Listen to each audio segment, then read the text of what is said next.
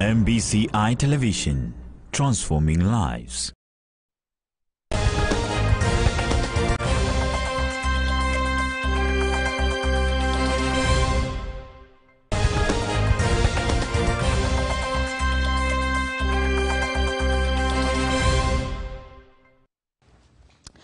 A very good morning and welcome to the Mid-Morning Pack, the 17th day of May, the year 2023. How are you? I hope you are doing fine. Welcome to this program this morning.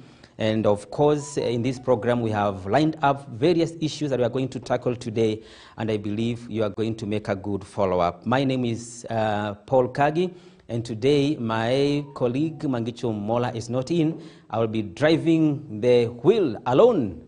The grace is sufficient. And as usual, today's topic is about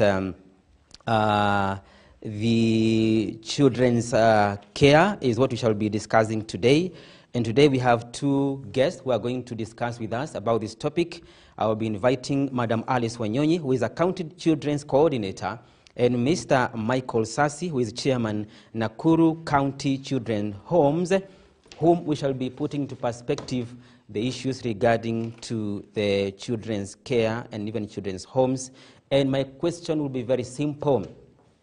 Do you support the proposal to close down children's homes?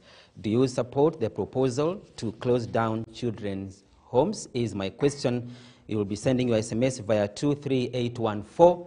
23814 is my SMS number, and also we have our WhatsApp number, that is 0721 105 and 105. 0721 105 105 is my WhatsApp number.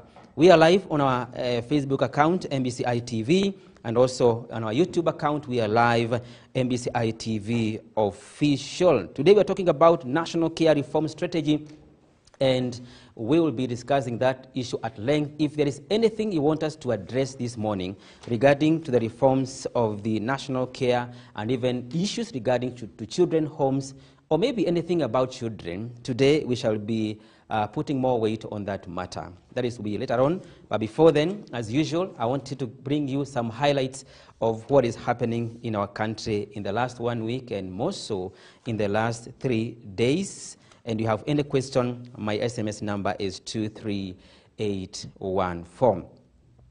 And one of the issues that is coming up clearly since yesterday is following the President's William Ruto regarding to the corruption in KEMSA. Yesterday he did a good job, and we are aware he had said that he is going to make some reforms in KEMSA if they are going to be found as if they are capable of interfering with the operations of KEMSA. And all the officers in the Ministry of Health, starting with the PS in the ministry, were shown the door. Also, the chairman of the board of KEMSA and even the members of the board were shown the door, and the president really appointed new members of the team to make sure that all those who are involved, they have taken their responsibilities.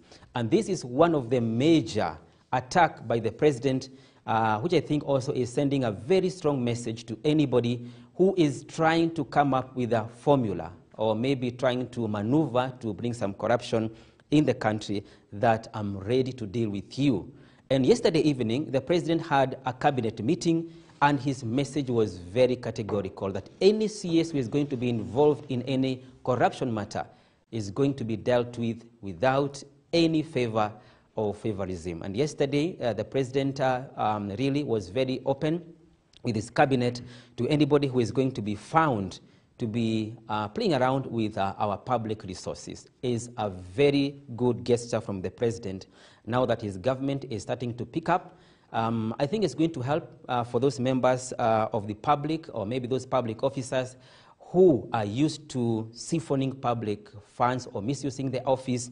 This time around, the president is very clear on this matter. It's not the first time KEMSA is being found with some scandals.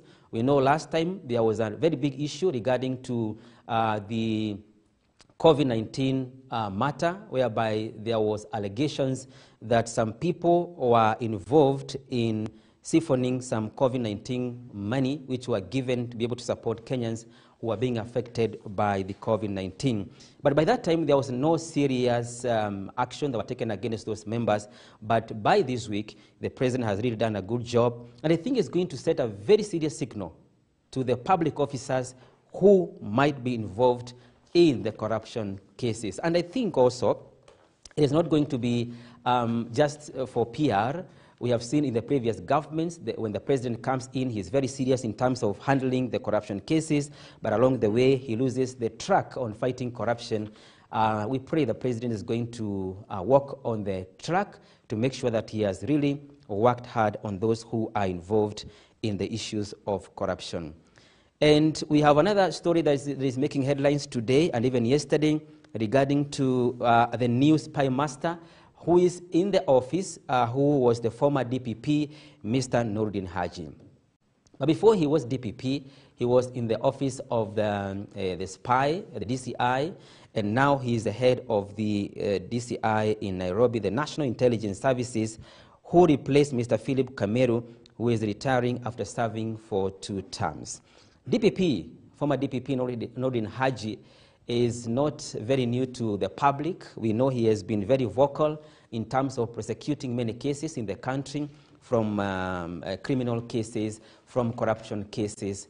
And at one time, we have known there have been in collisions with the former DCI, Mr. Kinoti, regarding who is to blame for the collapse of some cases. And Noordin used to blame Kinoti, and Kinoti used to blame Mr. Haji. And I believe by now, as we look forward for a new boss in the DPP, Mr. Haji, we are looking forward to see that his office is going to be up and running and very aggressive as he was doing when he was at DPP. And regarding to the last term of President Uhuru Kenyatta and this term, the DPP has been very vocal in ensuring that the cases which has been brought in his desk, before they go to court, they have enough evidence. And we are aware, in the last, I think, around 5 months, we are aware that there are many cases which have been dropped because of lack of evidence. And this is what I think the office of DPP need to continue working hard. Even for the new DPP is going to work hard to ensure that every person who has been persecuted for any matter, there is enough evidence from the police to make sure that that case is properly executed and the culprits are brought to book. I think it's a big loss for a country. If you can introduce a case, along the way, the case is not seeing the light, or people are not getting justice because there are some guys along the way who didn't really do their job. And we're wishing him well as he continues with his work. And his latest assignment was the clearing of land fraud cases that was involving a business person, Mr. Jimmy Wanjigi, and his wife and 6 others, Irene Nzisa and 6 others, who were yesterday acquitted by Nairobi court of charges related to land fraud and obtaining around 56 million shillings. And yesterday, the Director of Public Prosecution, DPP, withdrew the charges, saying there wasn't enough evidence. And that is where now we are. We pray that the incoming DPP is going to work hard to ensure that there is nothing that is going to be, the case is taken to court, and then there's no evidence. We need to see these cases are going up to the end. And as Mr. Ruto is speaking, Mr. Haji, as the top spy, we also need to see that he is working very hard to make sure that enough investigations are done on various matters. For example, the issues of maybe terrorism and other issues that require a lot of spies, a lot of investigations in the country. And we're also aware that the schools are ongoing, but there's one problem that's happening in our schools. They're having some financial crisis because of the tuition fee. And most of the headmasters have started sending messages to the parents that they must clear their school fees. If they are not going to clear, their children are going to be sent home to be able to bring the balances. Sometimes you feel for the principals of the institutions. We are in the period of the higher cost of living. And as we are looking forward to have our institutions running properly, The principals, they don't have money to run the institutions. The suppliers are not yet paid. The government has not released enough money to cater for this term. And as the state seeks fresh data on schools amid cash crunch, the Ministry of Education is looking for a new data from the secondary school principals to be able to understand the schools and the students and even ghost learners who are there and they are not in the government's data. So that be able to help the government to plan for the program of the free primary or maybe secondary tuition. And according to the Principal Secretary of the Ministry of Education, Dr. Belio Kipsang, he has directed the county directors of education to accomplish the task by May 26, that is next week, that every principal must provide enough data for the institutions to be able to know who is in those institutions. Do we have 500 students in our starting school? Are they 1,000? To be able to allow the government to provide enough money for specific students. And I think this is going to be a wake-up call for those who have been maybe surging the number of students to get extra cash. And he's saying the reason for such an exercise is to ascertain the number of learners not in NEMIS, yet they are in class register, and capture new principals and school names that may have changed over time. And that is according to the circular sent by the ministry yesterday. The current situation as the per ministry, one of the policy is to ensure that every student is registered by NEMIS. He or she has a number. And by this, we can be able to ascertain if there are students who are never registered under NEMIS to be able to come away from any crisis that may come. And we are aware the government releases money every opening of the school, and I believe this program is going to be a success to them. There is one thing that is coming up. We are expecting the Parliament to be able to give a direction to the country regarding to the 2023 financial bill, a bill that has proposed some measures to be able to increase on some taxes, which has really elicited a lot of opposition from some members of the public, some politicians, but the government is very adamant that there is need to have this financial bill passed to be able to help the country to run its affairs.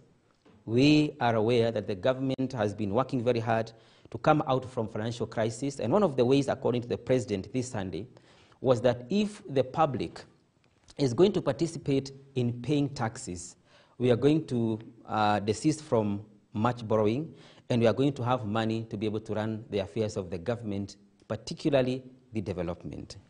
But as we continue with this, members of the civil societies, some class of politicians are very, very uncomfortable with this financial bill, especially the opposition. And by yesterday, the leader of opposition, Raila Odinga, was very categorical that he is going to mobilize Kenyans to reject this, he called the punitive financial bill. And he was saying, regarding to the strength of Parliament, Kenya Kwanza has a good number to be able to pass any bill comfortably in Parliament. For example, this bill only requires a majority in Parliament. And they are feeling if they are going to rely on the number of members of Parliament to be able to pass or reject the bill, they are going to lose.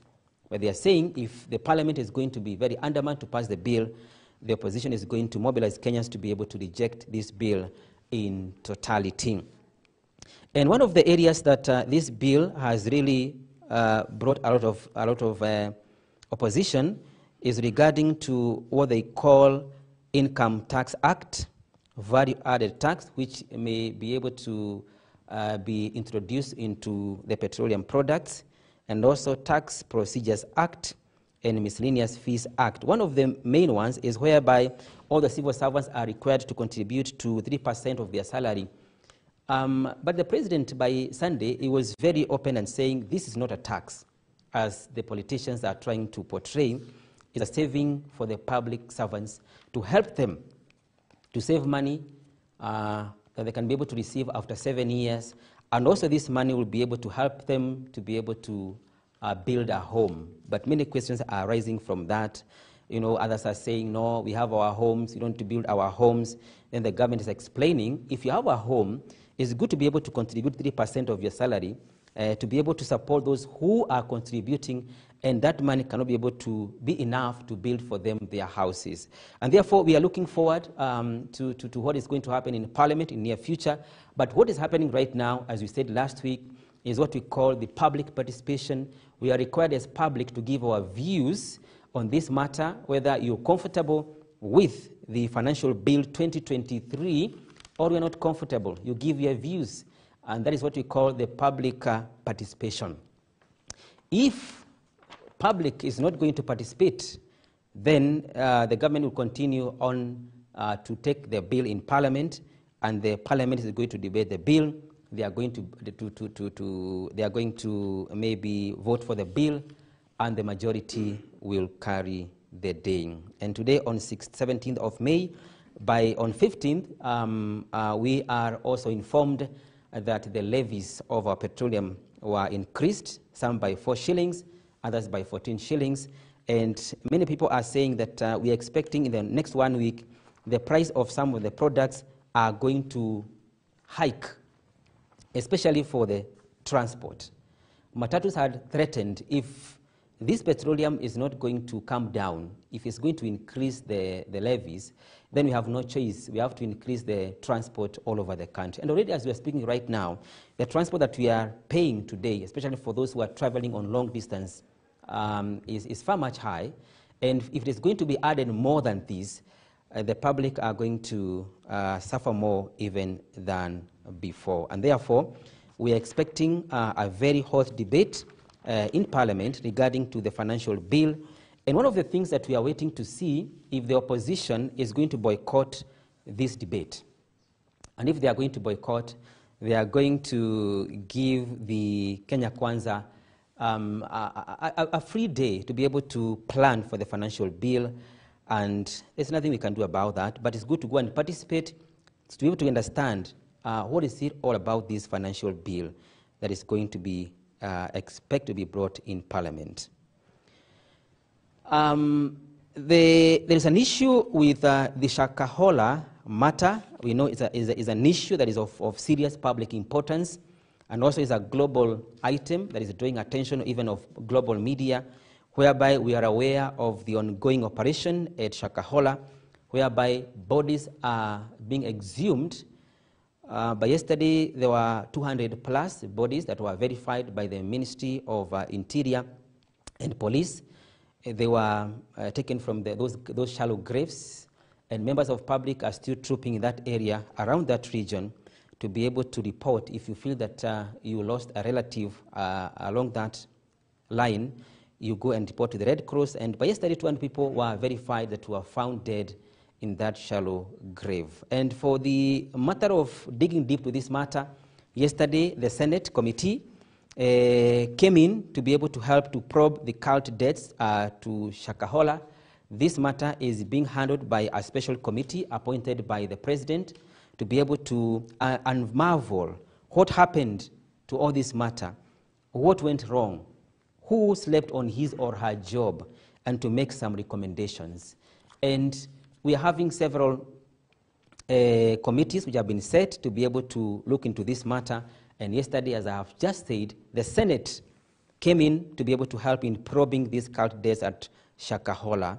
And this committee, which is led by Tana River Senator Danson Mungatana, is expected to visit Kilifi County, where it will meet the affected families, county government leaders, and county security team. And I think the reason why we are having all these teams to be able to follow up this matter is to have many independent findings to be able to come up with a solid recommendations and finding regarding to the Shakahola massacre.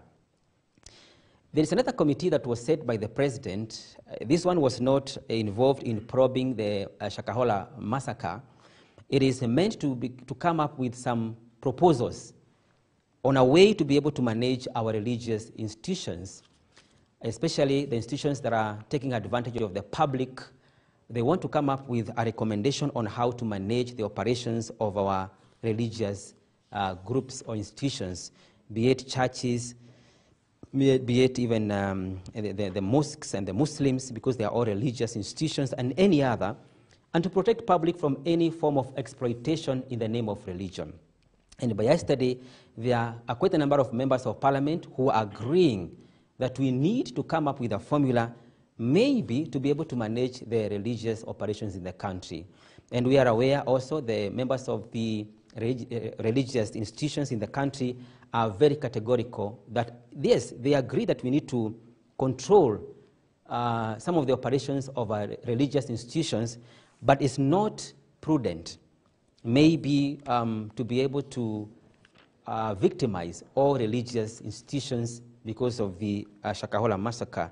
And they need the probing to be done independently and to give recommendations as per the situations that is happening. And on Sunday, I can recall the president was very open to explain why media is not allowed to in this place, because media has been very uncomfortable because of being denied an access to the Shakahola. And the president said, at this time around, there's no need of going there just to show graves and dead bodies, and they should wait when the government is ready to give a comprehensive information. But as we're speaking right now, the Ministry of Interior is releasing information as the situations are unfolding. And the president said, on his part, he will speak on this matter as they continue. And we are aware that the public is eagerly waiting for what is happening right now. Remember, you are listening to the Mid-Morning Park, the 17th day of May 2023. And as we continue, we are looking at the issue of the care reform strategy in a short while. The guests are already in studio, and today we shall be discussing the issue of care reform strategy. And my question, which you can continue posting in our SMS number, is, do you support the proposal to close down children's home? Do you support the proposal to close down children's home? Will be our question of the day. You can start posting your question right now. Our SMS number is 23814, 23814. We still have our WhatsApp number. You can also post your SMS there, 0721 105 105. If you have a friend somewhere, you can tell them we are live on our FB account, MBCI TV, even our YouTube account, we are live, MBCI TV official. And already as I'm speaking right now, we have our two guests in studio who are going to bring into more perspective regarding to this matter, Madam Alice Wanyonyi, who is County Children's Coordinator, and also Mr. Michael Sasi, who is the Chairman, Nakuru County Children's Home. That will be our guest this morning. And as we continue with maybe checking one, two things which is happening right now, there was an issue that was happening yesterday, which is a bit a social matter, whereby there was a story that we are doing yesterday on radio regarding to a lady who was 21 years old, who was uncomfortable by what we call the parents intruded into their privacy. You know, we know by constitution, every person has a right to his or her privacy. And this lady, by yesterday, he did something that was very unpopular, whereby she waited for the parents to come from job, and she denied them access to the home, their home in fact, and she told the mom, you cannot enter into this home, go and look for somewhere else to spend the night. And the mother was thinking it's a joke, and she tried to plead with the daughter, and the daughter was not listening to her request, and the dad came, and the dad faced the same music. It was told, you better go out and look for somewhere else to be able to sleep, because you are not sleeping here tonight. And the parents went to seek some help from police that night, but they could not be able to finalize the matter, and they had to wait in the following morning, and they came with police, and the police came and jumped over the fence, and they found the girl had shattered all the windows, and the parents came in, and she was arrested. And one of the things that this girl said, she was a university finalist, she said that the reason why she denied their parents an access to that home is because the parents interfered with her privacy. How? The dad invited the members or the officers from Kenya Power to come and fix some electricity issues in her room. And the lady was saying, how can they bring someone in my room without my consent, without even alerting me that someone is coming to my room? That is intruding into my privacy. I cannot allow this. And that was the reason why she said she has denied the parents an access to their home. What am I driving at? We are having a huge issues with our young people today. We have seen a lot of news in the media all over this week, whereby our young people are doing some unpopular things which really are not popular in our country, but they don't care. And the question still remains, who is supposed to take responsibility on talking to our young people? Who is supposed to take responsibility? And an answer is with you. Some say the parents, some say the government, and some say the institutions. There's one other matter that is coming up regarding to the high cost of living. Sugar prices increase amid crisis by farmers and hoarding claims. We are having an issue of hoarding in our country, especially by maize farmers, who most of the time, when it comes to the harvest season, they hoard maize in their homes. And therefore, they leave the government with the stress to look for an extra maize, maybe importing, to be able to provide maize for our public. But now this matter, which is very rare in the sugar farmers, today we are informed that farmers in those regions who farm some sugar cane and they provide sugar for us, they are hoarding some sugar, and the prices have really hiked. As I can see some of the sugar, the 2 kg, they have gone up to shillings 413 because of the action of some farmers. And the cost up to 413 for 2 kilograms, with some retailers limiting how many packets shoppers can buy. So where we are heading to, if you usually buy 3 packets of sugar, maybe 2 kg, 3 packets, because of this matter, we are having, in fact, when we're talking about holding sugar, in other words, we are about to experience the scarcity of sugar in our country. And if this matter is not going to be addressed as soon as possible by the Ministry of Agriculture and Trade, we are going to experience what we call the sugar crisis, whereby you'll go to a shop and you would be able to get sugar for your tea or your coffee. And millers, especially the state-owned, operating at a low capacity due to cane shortage. You see, those who have been given this possibility of maybe providing sugar in our country, they are saying that there is a serious shortage. And one of the strategies that the government is doing is to empower farmers, but we are still waiting to see whether the sugar area or sector is going to be empowered, especially in terms of production, and also to be able to raise some prices for their products. And one of the things that has been done for many years, which remains to be the biggest question, every government, I can recall very well, the Kibaki government came up with a formula to be able to deliver the sugar industry from many debts, and they have provided enough money and even subsidies to be able to help the sugar industry to come out of debts and to save farmers from low prices, and to motivate farmers that once you are farming sugar canes, you can be able to take them to the factory, you can have good bargain for the prices, and also you can be paid your money without much delaying. Kibaki government was very, very keen on that, and severally it provided money, it budgeted money for these sugar factories to be able to deliver them from the debts. The Uhuru Kenyatta's government did it several times. Even several months before he left office, he did the same. And also, we are waiting to see if the current government is going to bring a solution to the issue of sugar farming, especially in the western region of our country. And it's too unfortunate whereby we are having many farms in a country whereby people can be able to do a lot of sugarcane farming, but they are being discouraged because of the low prices and attracting the importation of this product in our country. And if you visit in those areas, you can see there are many factories which have stalled, maybe due because of the misuse of funds or because of the corruption. And the challenge is, as the president really help in the issue of the KEMSA, even for the sugar industry, we expect him to be able to strike. Yes, with that point, I am coming to the end of this analysis of our issues today. And in a short while, we will be joined by Madam Alice Wanyonyi, who is a country children's coordinator, and Mr. Michael Sasi, who is the chairman of Nakuru County Children's Home. Today we are talking about care reform strategy. My question is, do you support the proposal to close down children's homes in this country?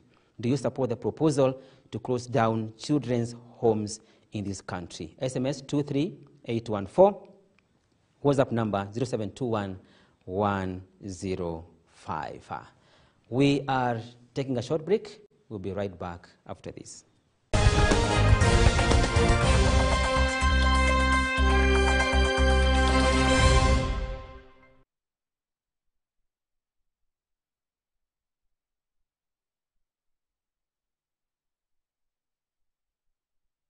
Awards 2023 is back, bigger and better.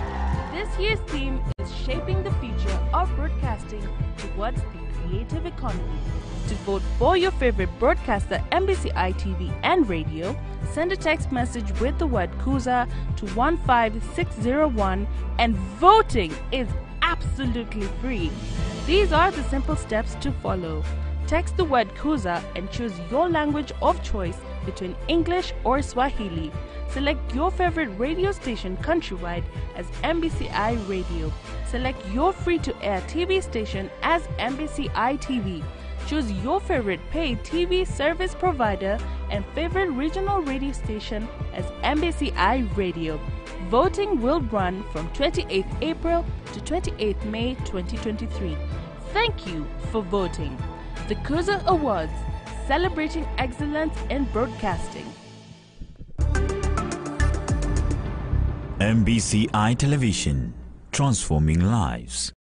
The Rift Valley Institute of Science and Technology is a technical institute like no other. With world-class teaching and co-curricular facilities, RVIST is a dream institute for the 21st century student. Our departments include electrical engineering, agricultural and mechanical engineering, business studies, ICT, health and applied sciences, hospitality and tourism, liberal studies, building and civil engineering departments, and many more. Visit us today for our May intake at any of our 3 campuses: Nakuru City Campus at Ndimo House, Kericho Town Campus at Ndege Chai House, and the main campus on Nakuru Njoro Road. You can also download an application form on www.rvis.ac.ke and get to join our diverse student community. For more information, contact us on our main campus at 0720-668238 or our town campus at 0724-769888 or our Kericho campus at 0799-641313, or you can email us at admission@rvis.ac.ke.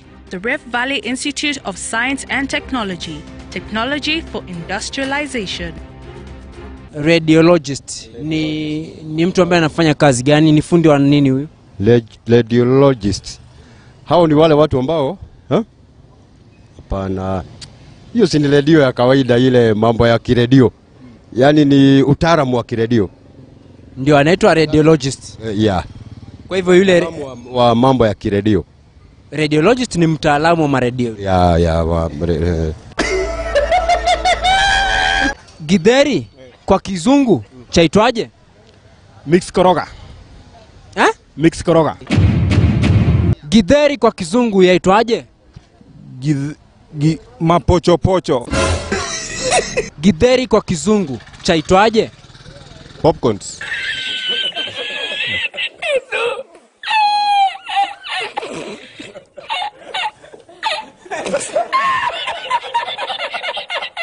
Singing Sammy sang songs on sinking sounds. Oh, Sam sang with us on with the horn.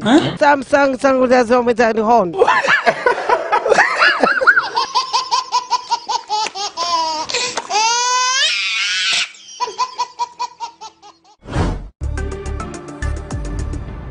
MBCI Television, transforming lives.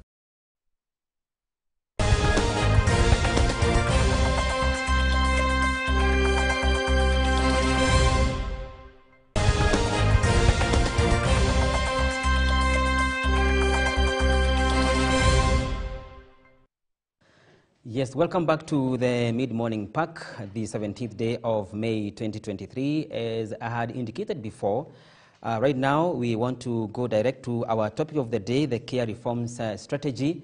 And I have one lady and one gentleman who are going to help us to be able to understand more of this matter. And as I said, I have one question for you. You can continue posting this question and tell us, do you support the proposal to close down children's home? Do you support the proposal to close down children's home? My SMS number is 23814, 23814, and our WhatsApp number is 0721 105 105. And without much ado, I want to welcome you to MBCI Studios. Karibuni sana. Asante. Yes, and without even much wasting time, I want to give you Mr. Sasi and Madam Alice. Starting with Sasi, you tell us more about what you do in this country. Thank you very much, Wanakagi. I'm Michael Sasi, the chairman of Nakuru County CCIs. As the chairman, I work closely with the Children Department, whereby I supervise all the CCIs in Nakuru County, ensuring that they are also adhering to the regulations that are there, ensuring that all the children's homes are registered, and also all the children that are committed in those institutions, they have their committers, Yes. and they follow the due process that is required. Thank you. Asante. Madam Alice? Morning, viewers. My name is Alice Wanyonyi. I'm the County Children's Coordinator for Nakuru since the year 2020. Briefly, I've been in the service for the last 25 years, from 1998, January to date. And we have a lot of mandate. Basically, all children's issues are handled by the Directorate of Children's Services. So in this directorate, we do advocate for child rights and child protection whenever we go out to the public barazas. We also go up to court to protect these children, especially those who are in conflict with the law, and even those who just appear at the court because they have to give evidence or they are accompanying their parents. We also have to take care of their interests.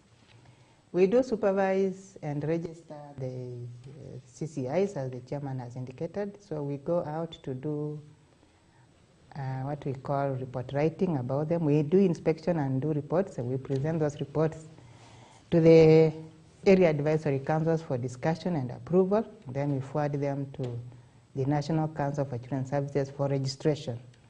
So once a CCI has a registration certificate, that means they are legally in operation. Yes, thank you. Thank and you. before we go to our topic of the day, that is national care reform, Yes. Madam Alice and Mr. Sasi, I believe it's good also to mention about the rights of our children. And one thing I'm concerned about, I want to hear your views, especially in Africa and Kenya in particular. Do Kenyans understand the rights of children or the right of a child, be it the parent, the child himself, the society? Do they really understand the rights of a child? Let's start with Madam Alice. Yes, I would say they do, because every child has a right to life. So as parents, you see they are producing children. Yes. And they take these children to hospital, even before birth and after birth, for immunization and all that. So they know that the child has a right to life. So once the child is born, they will know that this child has a right to food and other basic needs like shelter, clothing, medical care, and even education. So to that extent, I would say our parents are aware of what these children are entitled to. Although not all of them will adhere to those rights as stipulated by law. Yeah. But basically they are aware. And they also are aware that if a child is abused, they know where to report. They know that the first place is the police station. If not, it is the hospital. But wherever they start from, they still end up in the two institutions. Okay. Yes. Sasi, what's your take on that? Yeah, very true. What Madam Alice have said is true, that the parents, they are aware of the rights. So the challenge is that many parents are ignorant on the rights, or those the rights of children, because they don't follow them properly. But all the rights of children are also indicated properly in the Constitution, Article 53. But the parents is that because of that ignorance, you find that they don't want to follow them properly. Yeah. What about the children themselves? Do they understand their rights? Precisely, yes. Nowadays, children, they understand their rights. When you go even to schools, that's why you find that many children also, they come to report even to the teachers. Whenever there is an abuse, they go to report to the police. Even they come even to the children's office to report, children themselves. Yeah. Okay. Yeah. And away from police, Madam Alice, Yes. sometimes there is an issue of child abuse. Where should this matter be reported away from police? Yes, you know, we have structures up to the community level. The Ministry of Interior and National Coordination, they have the Nyumba Kumi right there at the doorstep of any resident. They have the village elder, they have the assistant chief, the chief. So even before the child thinks of, now where do I report? If this is a school-going child, they would rather go and report to the teacher. Yeah. And the teacher will be able to get in touch with the relevant authorities. But where the child can reach even that village elder or the assistant chief, that report will still get somewhere and the child's issue will be addressed. Yeah, so we do go to schools to talk about these issues and how they can also protect themselves. Because we have realized some parents can be compromised, but for a child it's very hard to compromise. Yeah. So we are actually encouraging the children to speak up.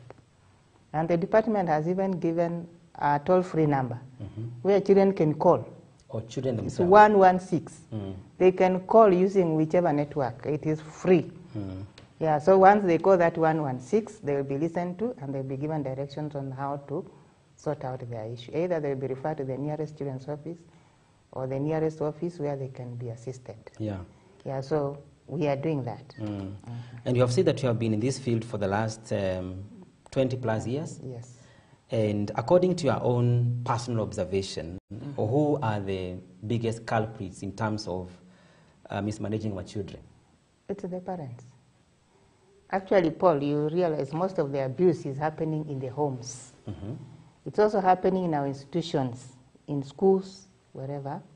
It's also happening when the children are within the systems, the judicial system, which starts from the police station all the way to the court. It's happening even on the media. Media? Yes, children are also getting abused because of technology. We even have a section called Online Child Sexual Exploitation and Abuse that is handling issues of children who are abused through the phones. Yes, they are groomed and abused through the phones.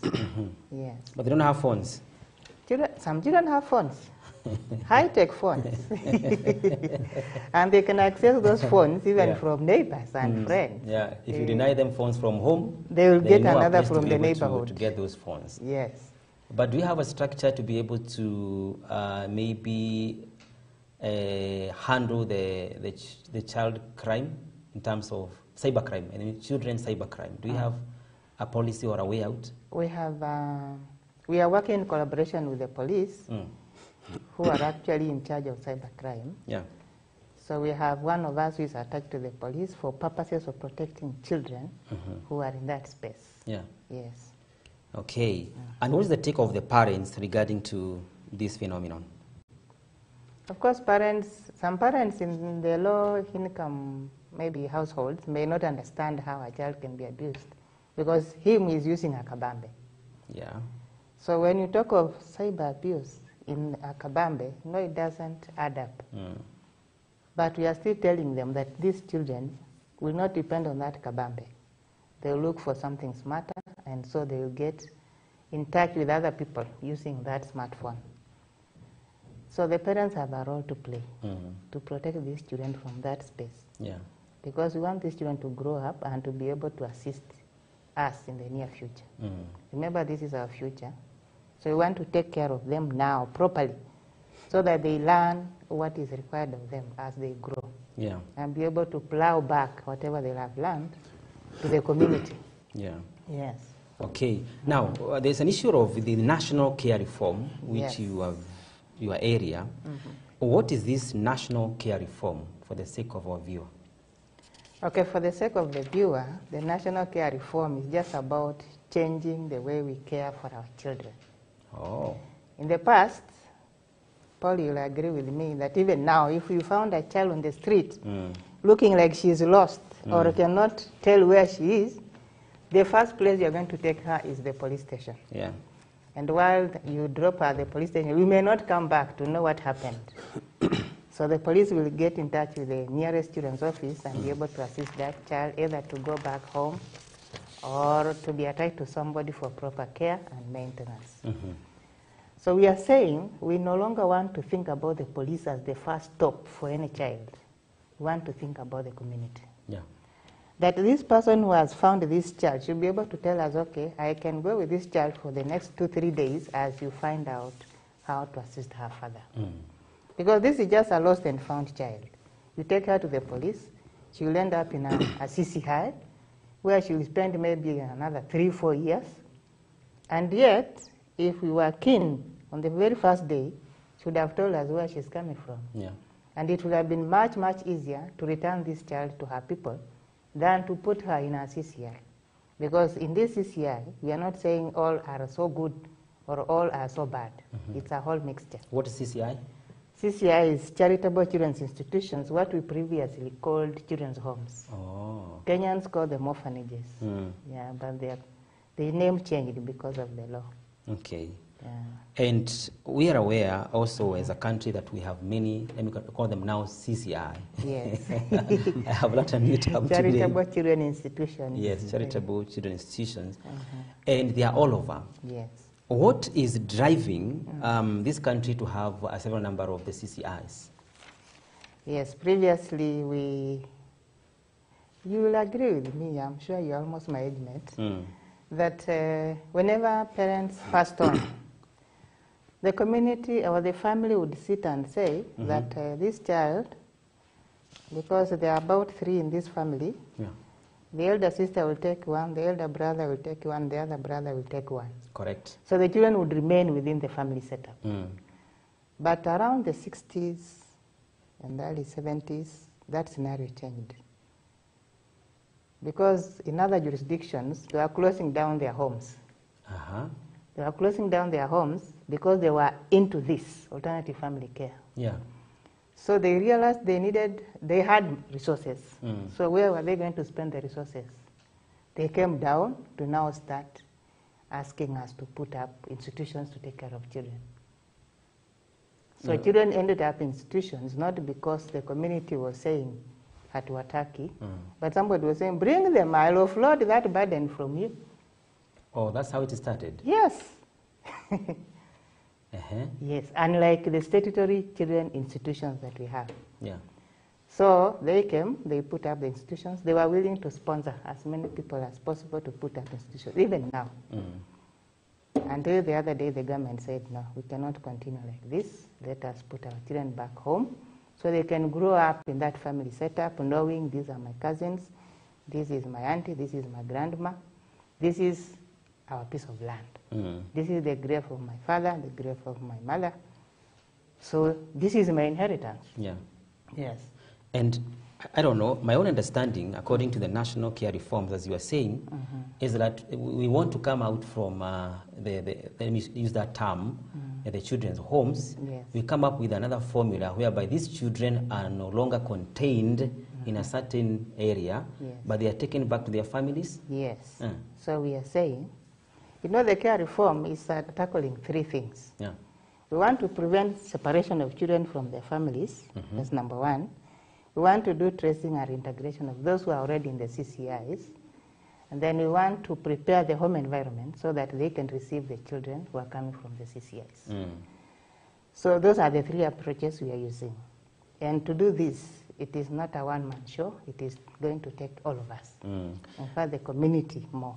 Yes, and according to what you are saying is that these children that we're seeing, most of them in these homes, they have their families. A study was done, and by the way, we are piloting this care reform in Kisumu, and I've been in Kisumu before.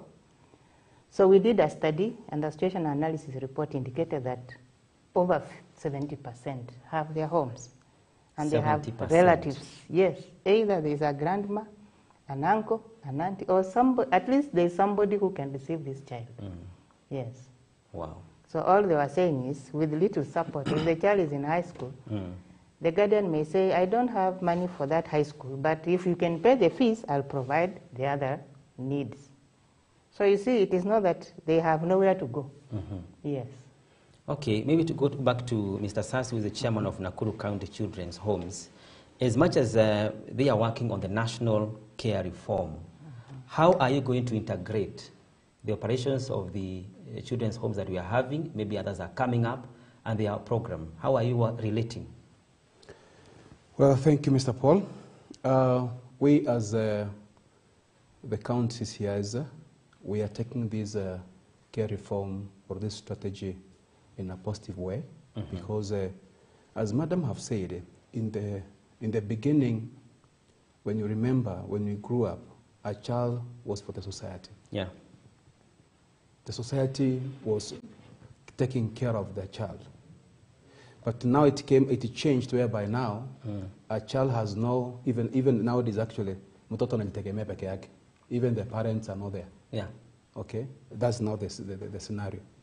And that's why the government has come up with this issue that we want also the society also to be involved. Because the society is like it's relinquishing the responsibility to the government and to the children's homes and other things. Now, we are taking this strategy in a positive way, and already in Nakuru, some CCIs already have started. Yeah. Though we began this strategy earlier, before even knowing that this kind of reform is coming. But I can tell you that in Molo, already one CCIs closed down and start also helping these children from the family setup. In Nakuru, this is a project 2 in Molo. In Nakuru, Rongai, we have QK Children's Home, which already have started, and they have come up now with an organization whereby now they're releasing these children home to their relatives, and also they're looking for foster parents where they support these children, and already have started actually even expanding more. Also, we had they had a very big children's home in Girigil, and now they closed down completely. Now they're helping many children in this country. They have programs also in the Lodwar, Baringo, Nakuru, wherever. They're supporting them. They find that this thing is a good thing. Yeah. If we do it in a proper way. Though the challenge is there, yeah, that we need, first of all, to sensitize the community properly so they can be able to understand the concept. Because without sensitizing the community, yeah, also it will be a big challenge. And how are the responses from these children? How are they taking it? Very positive. Very positive. Yeah. Because and they even were prepared. The families themselves, how are they taking it? Yeah, okay, some family, we have challenges. Let us not lie to ourselves. We have challenges.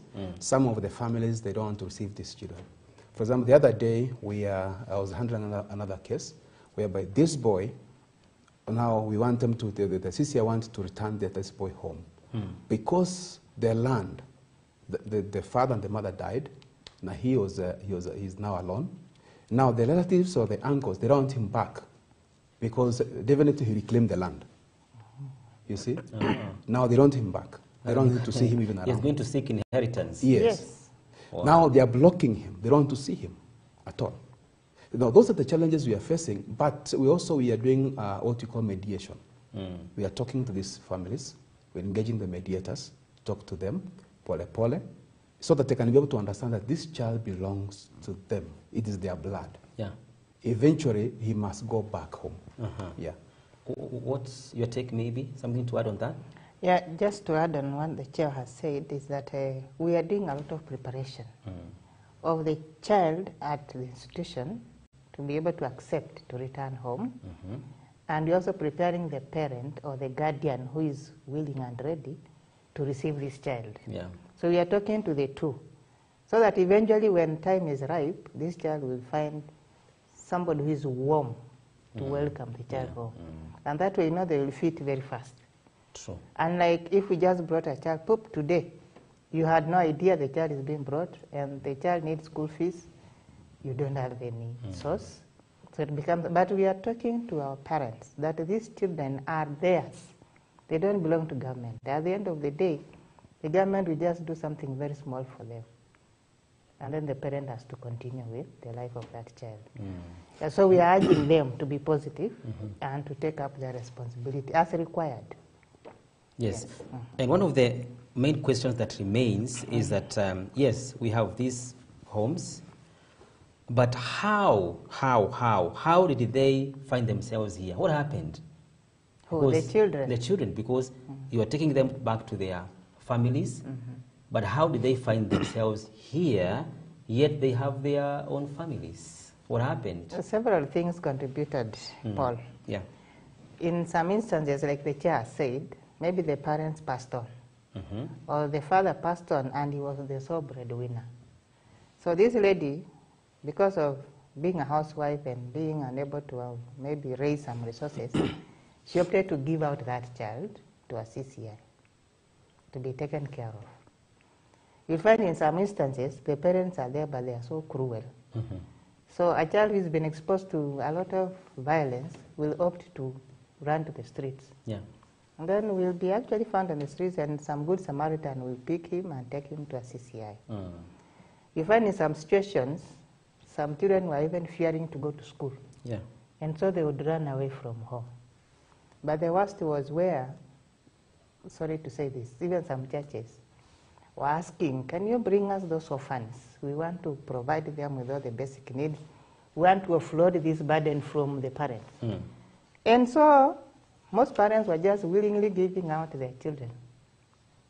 Yes, and you find the child is in the institution, but the parents are there, so you're wondering why.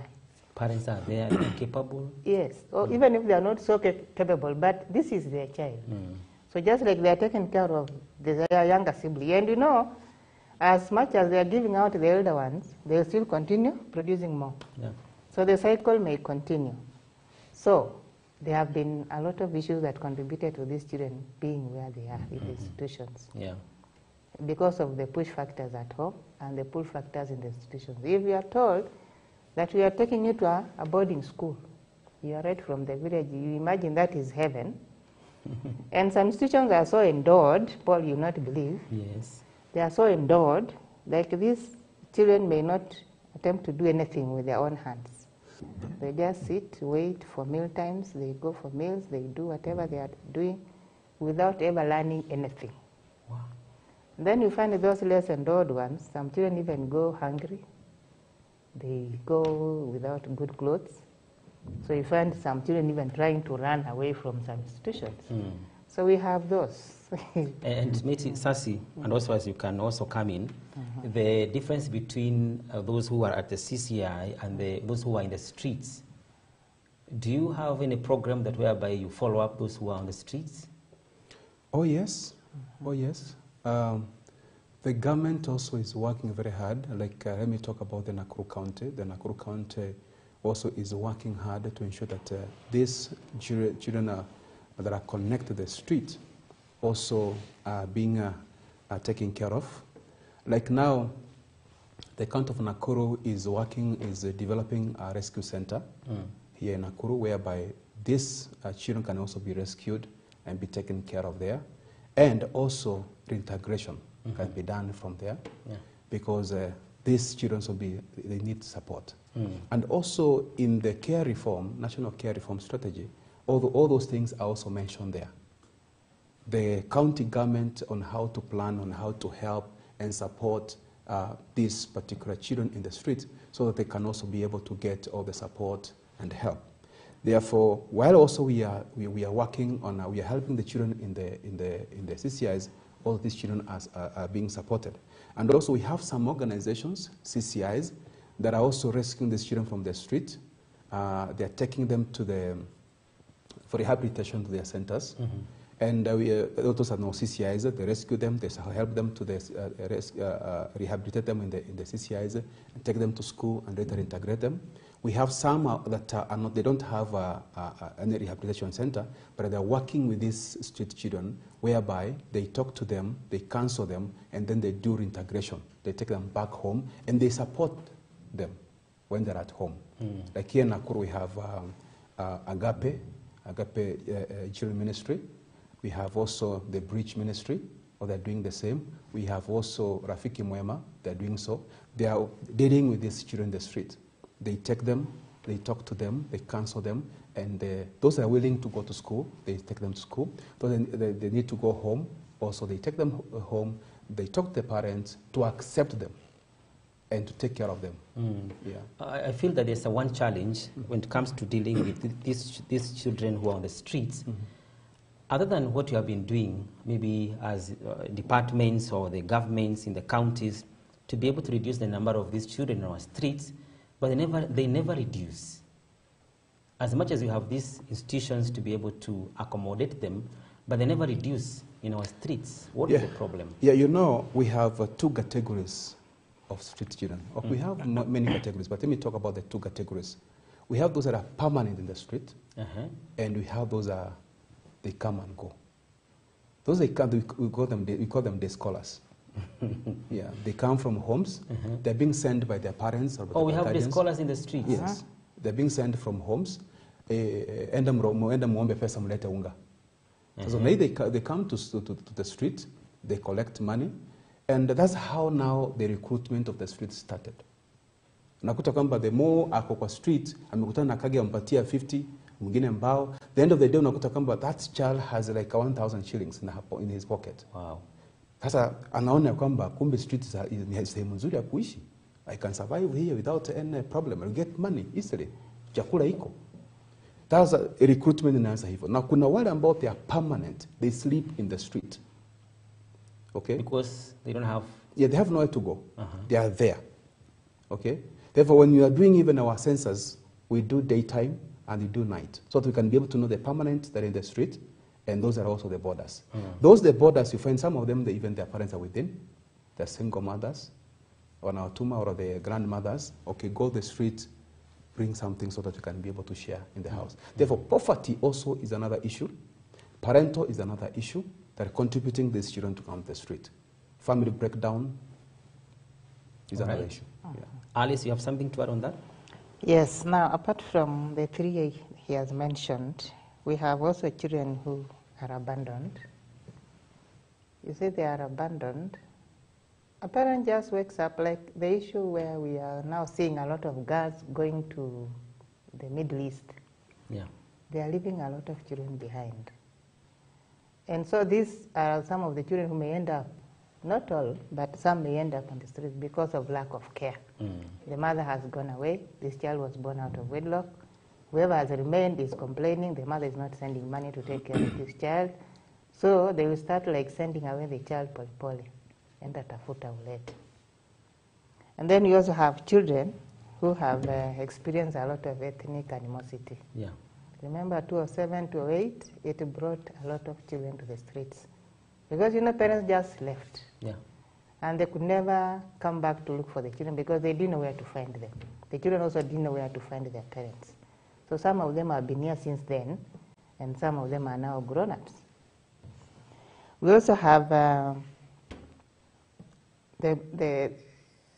what we call poor care arrangements. That yes, I've left my child with my mother. And then I just disappear. My mother knows nothing about where I am. She cannot reach me. And I've left my children with her, especially those who have issues in their marriages. Now they go back home. The mother is alive, but ailing and aged. The brothers are not willing to support. So they start ill-treating the children. You drop them home and leave? Yes. And at home they have no one to take care of? They have no one to take care of. So you can imagine a 13-year-old living with an 82-year-old grandma. It's hectic. It is so hectic. This grandma cannot take care of this child because she can run. The grandma may not run. So she does a mistake and she is sure she can disappear. The next thing is she has a boyfriend. She will wake up at night to go visit the boyfriend, or the boyfriend even visits her in her grandmother's house. But the grandmother is too tired even to wake up. And so you find some children are just losing track because of the poor care arrangements in the homes. Okay. Yes. So I'm trying to ask myself, is the care reforms maybe his biggest mission is to close children homes? That is not our mission. That is not our mission. Our mission is to reunite these children with their parents or guardians. Well, remember I talked about tracing and reintegration. Yeah. So we are doing tracing for those that may have been abandoned. So if there are people behind them, we want to get these people and prepare them to receive the child. And then for those who have maybe older or aged guardians, we need to talk to them also, so that they also prepare to, you know, this is their child. Yeah. And you may find that in some homes, it is this grandchild who is actually supporting the grandma. Because grandma cannot go to the shamba, grandma cannot even go to the portion mill. So it is this child who is supposed to be in that home to assist the grandma, look for firewood, for water, go to the portion mill, go to the shop. So once the grandma accepts, this is my grandchild, bring him home, she will do all that it takes to take care of this child. Maybe, do you have a data of maybe how many children's homes that we have, or something like that? Or an approximate data of how many homes that we have? When I came in 2020 January, I found 84 CCIs in the whole county. Yes. So as you heard the chairman say, some have since closed down. So we are now talking of the range of 79 to 81 CCIs. So during the COVID period, we were advised to ask the management of the CCIs to release some of those children.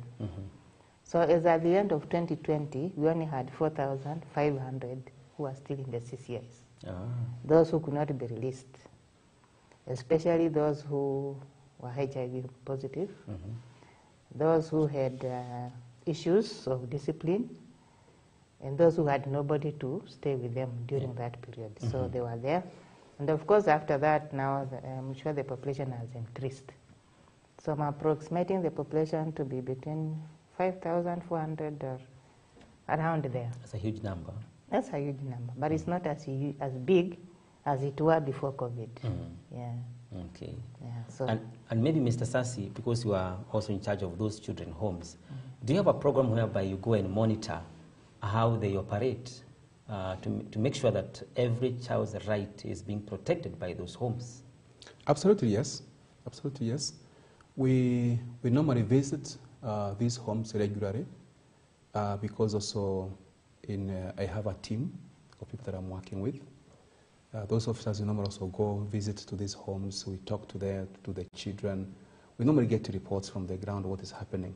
If there is an issue of child abuse, also now we work with the informed madam, and also we see how we can be able to deal with that issue to know if this a management issue, or is this something that can be solved, or if there is an issue with the management, that's when we come to also we recommend of closure of the CCIs. Okay. The question of asked, maybe chip in as Madam have answered. National care reform is not about closing homes. Yeah. You know, there's a notion that also has the people that receive that information, they bring it down in a bad way. But the national care reform strategy is about strengthening our community, ensuring that these children are safe. Because those children are in the CCIs, and number one, you find that, Mr. Paul, that child, for example, let me say, that boy is a child is a Kalenjin, or is a Luo, or is a Kikuyu. He lives there for 18 years. Yeah. Well, definitely that child, number one, he loses that identity. Kija kumuliza wewe ni mlango gani, hajui wewe ni nini. You know, even now they are going to take the ID. You know, those kind of questions. Yeah. Those children, they don't understand anything about those things. They lose that identity, sense of belonging, and also you find that, as Madam said earlier, those children, they are just there. The love they're supposed to receive from a family setup is no longer there. That child comes from school, that child is just there. You know, they don't do much a lot. And that's why unakuta kwamba now, when that child leaves us facility and rejoin or reintegrate with the family or the society, it becomes so difficult for that child also to live with that society. Because he feels like now he's himself is a stranger. to society. That's why the government is saying it's good for the child to also be in a home setup. Therefore, national care reform is not about closing children's home. Because if the homes will be closed, seriously, the children officers will be in trouble. Because every day you find there's a child, maybe abandoned child, neglected. Okay? The children officer cannot take that child and take him or her to her home. Yeah. Okay? Therefore, we must have facilities whereby these children will be taken care of. Either rescue centers, as I said, like county rescue centers, private rescue centers, and other things. Yeah. Yeah. And maybe, Madam Alice, Yes. Let's look at these two groups. There's this child who has been brought up under the CCI. Maybe he or she has grown there. We have another child who has been brought up in a home set up, relative or family members. What is the difference between the two? They are very different. Very, very different. Because in a family, a child will learn family values. Now this is how we operate in a family setup.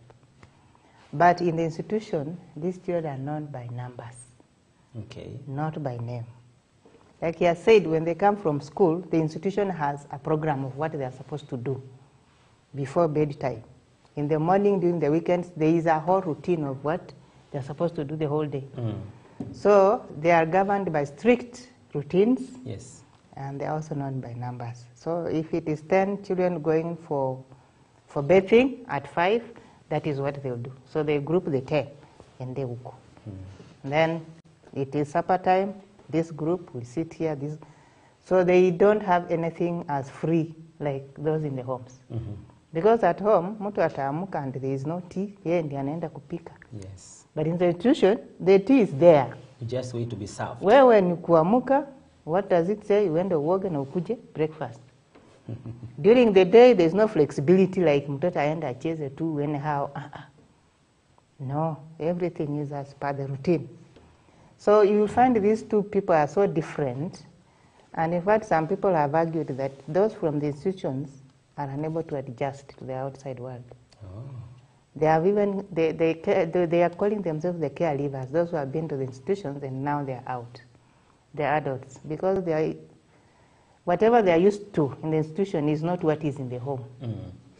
So the government actually brought out this so that they can be together and then try to support each other because they are caregivers. They are no longer children to be in institutions. Yeah. They are adults, they are young people. So the government has this other program of supported independent living where caregivers can be grouped and then they'll be given some accommodation and basic needs for some time before they're able to stand on their own. So if there are 5 kids who have now grown out of the CCI, they'll find themselves a room or a house where they can do their things, but with the support of the institution for some time. True. Yes. Thank you so very much. And before we continue, I want us to go to our reporter, Vincent Kimutai, who is on the ground to talk to public regarding to this matter. And Vincent Kimutai, if you get me right correctly, is your turn. Talk to the public. Shukran sana Mangicho Mola pamoja na Paul Kagi mkiwa upande wa pili wa studio. Hii leo niko hapa kuweza kuzungumza na wadau pamoja na Wakenya kuhusiana na mpango wa serikali kutaka kuondoa makazi ya watoto mayatima katika kipindi cha miaka 10 inayokuja. Katika sheria hiyo mpya iliyotungwa na serikali, mkakati wa kuboresha makazi ya watoto mayatima unalenga kuboreshwa zaidi, unalenga kuondolewa na kutiliwa mkazo kwa makazi na ya kifamilia pamoja na jamii katika kuwalinda watoto. Na leo hapa hivi niko na wadau, pia nitakuwa nikizungumza na Wakenya kuhusiana na athari za kuondolewa kwa makazi ya watoto mayatima pamoja na changamoto zinazowakumba watoto mayatima. Kwa majina naitwa Aisha na mimi ni mkaaji hapa Nakuru na nafanya kazi kweli katika makao ya watoto. Changamoto zipo na pia kuna uzuri katika hii huduma ya kupatia watoto wazazi mbadala, tunalipenda hilo, ijapo kuna changamoto. Na changamoto ya kwanza ni wakati, kwa mfano nikizungumza, wacha tuzungumze na mpango wa foster care. Mpango huu ni mpango ambao unatolewa na kukubaliana kwa kipindi cha wakati fulani.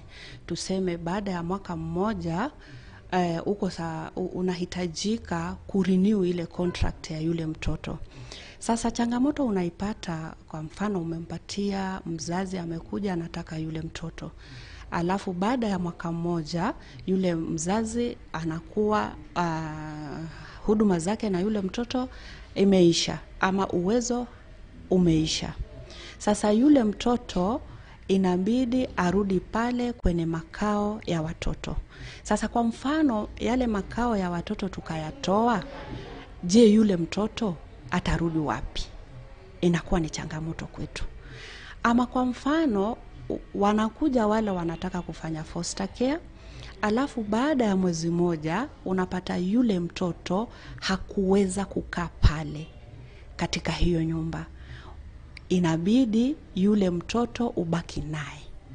Sasa swali kubwa ambao ninajua pia serikali yetu italeta njia ama italeta mafunzo ya kutuelekeza iwapo yule mzazi ambaye amemchukua yule mtoto hataweza kumhudumia, je, yule mtoto tutamsaidiaje? Huenda labda serikali wana mikakati, lakini kwa maoni labda inahitajika muda zaidi. Yani muda wa kuelimisha. Tuwaelimishe wale watoto, na kwa jumla pia tuwaelimishe hawa wahudumu wa makao ya watoto. Yani wananidi hiyo time waelimishwe na watu kupanga mikakati. Pia niombe serikali yetu kuangalia na kina sana. Yani hawa watoto wasije kwa mfano wakaumia. Naam. Kwa majina naitwa Mark Joseph. Mimi ni mwana bodaboda na ni chairman ya bodaboda Nakuru Town West. Ili jambo la kuweza kuondoa street children's home inaweza kuwa ni shida kubwa, sababu tunapoangalia kama saizi kuna watoto ambao hawana mahali pa kuishi, hawana mahali pa kulala. Hiyo children home inaweza kuwa ya maana sana kama itakuwa, kwa sababu tunajua ya kwamba kama saizi unapata ya kwamba yani wazazi walikufa, watoto ndio wamebaki ambao watoto mayatima. So wataweza kushikwa na akina nani mkono iwapo kama serikali itaweza kuondoa hii ambayo ni children's home. Tunapata ya kwamba kama saizi kuna children's home, tukiangalia kama katika Kenya mzima tunapata ya kwamba kuna children's home mingi sana zimeweza kusaidia watoto, na ambapo hata tukiangalia kuna wabunge wengine wako katika parliament ambao hawana wazazi, ambao wamelelewa na hizo street na hiyo children's home, ambapo wamefika hadi hiyo kiwango ya kuwa wao ni wabunge, kuwa wao ndio majudges, kuwa wao wengine hata pia hivi karibuni labda tunaweza kuwa rais, tunaweza pata rais ambaye amelelewa kutoka children's home. So tunaomba ya kwamba serikali isiweze kuondoa huo mpango ama isiweze kuondoa children's home, kwa sababu children's home ina umaana sana na inaweza kusaidia watoto. Kwa majina naitwa Masi. Kuhusu hii maneno ya kuondoa children's home is not a good thing and it's not a good deal. So the thing that ningesema, as you can see, people who are in street wanasuffer sana, and the children's homes imesaidia watu wengi. It has raised the standards of many children to become the doctors, the pilots. They know how to keep the children their standards. Wanajua huyu na huyu anaweza fanya hivi. So for me, I could say, if to the government, don't remove the children's homes, because they are better things to our children, even to us, na to the other people, na to the nation. Kwa majina naitwa Patrick. Kwangu, kwa maoni yangu, ninaona itakuwa ngumu kwa sababu kuadopt mtoto ni jambo mzuri, but kutoa hiyo itakuwa sasa watoto wengine watakuwa wanapotea. Unapata sasa, for example, hiyo children's home iko naokoa watoto wengi. Mimi nikiwa na msaada wangu nitapeleka huko. Lakini sasa kuadopt mtoto itakuwa ngumu. Hiyo ni maoni yangu. Kwangu itakuwa vigumu serikali kutoa. Itakuwa ina affect mambo mengi sana. Jina langu ni Dina Kamuren.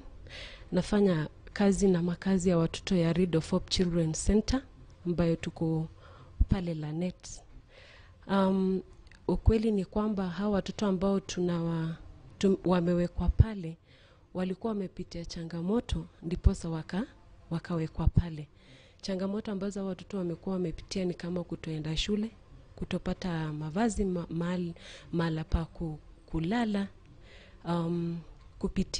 kutumia mihadarati na abuse ya both physical na sexual abuse. Ndio maana waka end up kukua katika haya makazi ya children's institutions. So if kama serikali wako kuwarudisha wale watoto kufunga institutions, ni wafanye awareness, wafanye sensitization kwanza, jamii ielewe haswa care reform ni nini, watawezana kushughulika na mahitaji ya hawa watoto, ndiposa tufikie pale ambapo watawarejesha pale wameelewa. Nito Moses, na mapendekezo yangu ni kwamba sioni kama ni vizuri serikali ikifunga hiyo makao ya watoto, na kwa sababu hapa nje kuna watoto wengi wa street, na badala ya kufunga hiyo kwanza wangeanza na hawa watoto ambao wako nje kwa street, wadili nao kwanza kabla wafunge hayo, kwa sababu wakifunga hiyo makao ya watoto wengi watasumbuka. Hawa watoto ni wengi na wanasaidika sana kupitia kwa hayo makao. Kumbuka wengi wamesomeshwa na hizo mahali wako, hizo tunaweza sema children homes, wamesomeshwa nazo, wamesoma, wamesaidika, wengine wameweza kujiimarisha kupitia hizo. Kumbuka kwamba serikali haingeweza kusomesha hawa watoto wote, lakini kupitia makao ya watoto wameweza kusomeshwa, wamesaidika, wamekuwa ni watu ambao wanaweza kujisimamia wenyewe. Sasa in case wanaweza kutupiliwa mbali, wanaweza kusumbuka. Mangicho Mola pamoja na Paul Kagi, hizo ni simi za Wakenya pamoja na wadau kuhusiana mpango wa serikali kutaka kuondoa makazi ya watoto mayatima katika kipindi cha miaka 10 ijayo.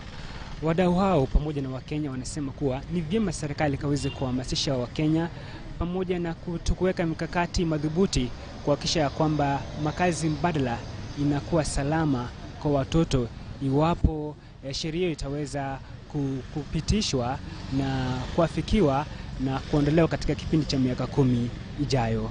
Nikiripotia kipindi cha Mid Morning Park, jina langu ni Vincent Kimutai. Thank you so very much, my colleague Vincent Kimutai, for a wonderful job, and for the sentiments from the officers on the ground and also from the public. And Alice and Michael, what's your take on what the public have said about the program? Alice? Yes, what I can say is that, the public are not yet enlightened on what we are talking about. Yes. And the government has given them a whole 10 years, between last year, July, now plus 10 years, that's up to 2032. So as government, we are going to do our job. We are going to enlighten the parents and the entire community to know the benefits of returning these children to their homes, to their families. And where there are no families, there are so many other options that the government is going to provide for these children. One, we have kinship, where the child can be attached to a relative. Yeah. For our Muslim brothers and sisters, we have what is called kafala. So kafala is kinship, but in their Islamic religion, where a parent can support a child who is not even living with him, supporting another family to support a needy child. So that is kafala. We have foster care, like what that lady is called Madam Aisha. She's a manager of a children's home called Ahlul Bayt here in Nakuru. She's talking about foster care. Foster care is where a child is attached to not really a relative, but even a stranger who is willing and ready to provide. To provide within the home or away from home? No, it must be in a home. Oh, in a home. In her family home. So she's making this application from her home. Oh. And the child be taken to that home. They will stay. After 1 year, the relationship can be renewed if she's still willing. We also have temporary shelters for these children. We also have guardianship. Guardianship is where a child is taken to a guardian. And you see, for one to be a guardian, it has to be by will, a written will, Yes. or deed. So we have all those, even adoption. I talked of supported independent living, aftercare services will also be provided. And we also have children who are taken in because of emergencies. So we are saying alternative family care is providing a whole range of options for these children. And so it is not one item that is going to be considered. Yeah. If the child cannot fit in this family, may be given an option of foster care, may be given an option of adoption depending on the age. Yeah, so let the members of the public not worry so much that the institutions are closing. We are closing, but with alternatives. So your program is in its green stage? Here in Nakuru, we are doing it, but on a very small scale. Yeah. Because remember, I said it's still under pilot in Kisumu. So the director is going to roll it out. Okay. Yes. And so all of us will be neat. True. And we shall want to work with these members of the community. So I think what I have noted is that the public needs a serious awareness. engagement. Even these homes, they need a lot of awareness about what is happening. Yes. If it is well stipulated to them, I think they can be of good support. They are going to support. They are going to accept and support us. Yeah. Because we are talking about their children. Actually, Panakage, as I support what Madam have said. In Nakuru, we are doing well. So we are doing well because already we have 32 parents, foster parents, that already have taken children that are fostering from the CCIs, and already they have formed their association. They call their Blessed Parent Association, Foster Parent Association, something like that. And so far we are doing well. And when you want to foster a child, for the person who is listening, you just visit your nearest children office, talk to a children officer that you want to foster a child, and then from there he will guide you or she will guide you on what to do. Yes, my worry is regarding to the foster program. If person want to come and take some children, like 2 from this home, 2 from that home to that home, is that not creation of a mini CCI? No, before this child is released, somebody will go and visit the home to assess, as in, what is it that is available for this child or for these children. If the person has resources, there's an allowance for a maximum of up to 3 children. Yes. She may not want to pick the 3 at a go. She may want to pick one maybe in January, another one in May, another one in September. So somebody have to assess the home and see what is available and what can sustain a child. And away from foster care, we also have adoption. Adoption is also another option for these children. Have you experienced several cases of adoption? Yes. Remember in 2017, there was a ban on international adoptions. Like somebody who is living in the US or UK cannot just come and adopt a Kenyan child.